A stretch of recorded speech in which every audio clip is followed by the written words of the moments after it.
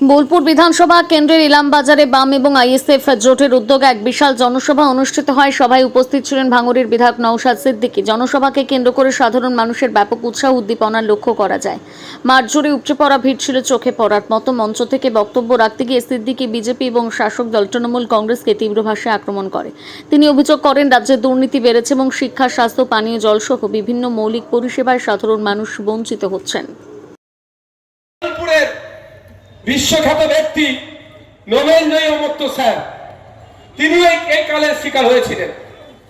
সমস্যাটা হচ্ছে যখন কম্পিউটার অপারেটর দেয়নি, এআই এর মাধ্যমে বাছকাছা হয়েছিল কোনটা ম্যাচ হয়েছে কোনটা মিস ম্যাচ। এবার কম্পিউটারটা নাকি এআই কি একটা প্রোগ্রাম সেট করেছে। আমি উদাহরণের জন্য বলছি, কম্পিউটারকে বলে দেওয়া হয়েছে পানি, দুধ, মধু আর জুস, চারটে জিনিস দেওয়া আছে, সেট করে দিয়েছে। যে পানি চাইবে পানি পাবে, যে দুধ চাইবে দুধ পাবে, যে মধু চাইবে মধু পাবে, যে জুস চাইলে জুস পাবে।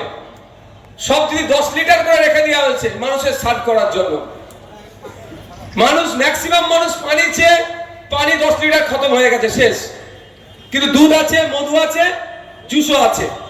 একটা মানুষ মারা যাচ্ছে, সে পানি পানি করে চিৎকার করছে। কম্পিউটার একবারের জন্য পানির পরিবর্তন মুখে একটু দুধ দিই, এ কাজ করবে না। কারণ ওকে তো প্রোগ্রাম সেট করে দেওয়া হয়েছে, তোমাকে যে পানি চাইবে তুমি তাকে পানি দেবে, যে দুধ চাইবে তাকে দুধ দেবে, যে মধু চাইবে তাকে মধু দেবে, যে জুস চাইবে তাকে জুস দেবে। বিজেপির সাথে আমার মনে হয় মতামত নিয়ে যে আবার একটা বাইনারি তুমি গল্প দেবে 1.5 কোটি রোহিঙ্গাকে তাড়াবো, আর আমি বলবো না তোকে তাড়িয়ে দেবে, বলছে ভোটটা আমাকে দাও, আবার ভোটটা ভাগাভাগি করে নেবে। এই পরিকল্পনা করার জন্য বিজেপির হাতে অস্ত্র তুলে দিল। কি কম্পিউটার অপারেটর দিল না, না দেওয়ার ফলে সেই সুযোগটা কাজে লাগিয়ে এআই কে দিয়ে যখনই বললো। আর বিজেপি আর নির্বাচন কমিশনের মধ্যে পার্থক্য তো দেখা যাচ্ছে না। কারণ কদিন আগে একটা ইস্যু করেছিল, পাবলিক ডোমেইনে এসেছে, সোশ্যাল মিডিয়াতে এসেছে। আমি তো বলেছি নির্বাচন কমিশনের অফিসে বিজেপির স্ট্যাম্প ছিল না, বিজেপির অফিসে নির্বাচন কমিশনের লেটার হেড গেল, সেটাই তদন্ত হওয়া দরকার। তাহলে নির্বাচন কমিশন আর বিজেপি দুজনে মিলে সামনে থেকে তৃণমূলের দেওয়া রাস্তাতে আজকে 27 লক্ষ বাঙালি ভোটার আজকে আতঙ্কের মধ্যে আছে যে ট্রাইব্যুনালে গেলেও তার নাম উঠবে কি উঠবে না, বা ভোট দিতে পারবো কি পারবো না। তাই যখন বাঙালিদেরকে রাস্তায় দাঁড় করাচ্ছে তৃণমূল বিজেপি মিলে, আমাদেরকে ঐক্যবদ্ধ হতে হবে।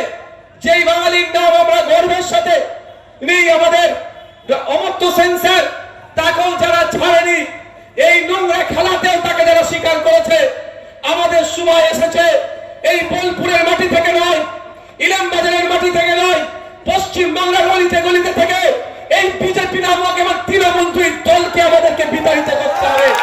বাঙালির দেশে যে অন্যায় অনাচার করছে জবাব দিতে হবে।